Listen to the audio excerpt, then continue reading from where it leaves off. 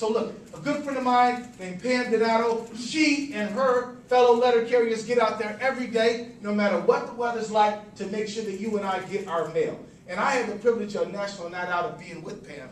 And Pam was there, and one of her members, one of our brothers, faced two dogs that literally mauled him as he was trying to deliver our mail. And the good thing about it is that 3 citizens who had solidarity in their hearts, they didn't know this gentleman, this mail carrier, but they knew he was a person. They knew somebody loved him, and they put themselves in harm's way with those dogs to make sure that he got out of that man situation alive. And do you know that that brother, Brian, he came back to that neighborhood a week after he got mauled, and he came back to applause and to the love of his fellow citizens in this state, Minnesotans, together with all his brother and sister letter carriers. And they had a wonderful national night out, and they ate chili, and they ate sloppy joes, and they celebrated what it means to have community, because he had come out of it with the help of his fellow Minnesotans. Pam Donato, you're the best. Come give us a word. Thanks a lot, Keith. I am a letter carrier for the U.S. Postal Service, and I'm also a union member, a proud union member of the National Association of Letter Carriers. And one of the things I wanted to talk to you about tonight is that as a letter carrier, we are really privileged, not only to have a good job, and that's because we have a union, but to also be able to enter your homes, your front yards, where you live or where you work every day. And that is a privilege, because we get to see you in environments that are other than just an everyday, a factory or someplace that you might not have a chance to talk. We get to see people in their element, whatever that element is. And so we know when people are doing well. We can tell not only by the mail that we deliver, because you're approved and you've already got $10,000 on a line of credit from a credit card. That stuff tells us you're doing pretty good. Yeah, right. Although we don't see many of those today.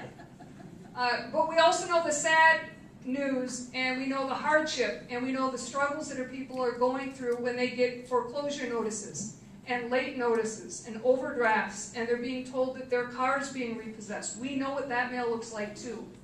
And so we're humbled by what we're allowed to do every day, to go into your space and be invited into your family's space. But we also understand that with all the challenges that are out there right now, that there is a lot more hope and a lot more reason to celebrate, and a lot more reason for people to gather together, like Keith talked about, Tuesday night, National Night Out. What the news was all about the Wednesday after Brian got attacked, which was talking and sharing the horrific details of this tragedy, that he almost lost his life. There weren't so many cameras, and there weren't so many print media there the night that we came together just a week later to celebrate the empowered neighborhood getting together, and not just because Brian was there, but because that's what they believe in. And we know that that's what they believed in because it was about what they had done just a week prior. They had taken action when they seen something was wrong. So we know from the perspective that we have as letter carriers what's out there. We're inspired to do more to make sure we get the right people elected.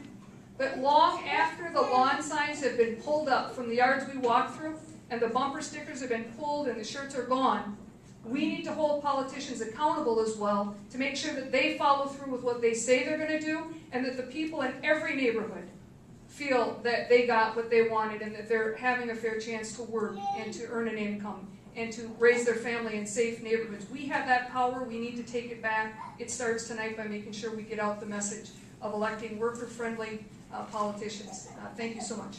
Pam Donato, everybody. Come on now, Pam Donato. Let's hear it for our letter carriers. Our letter carriers, you guys.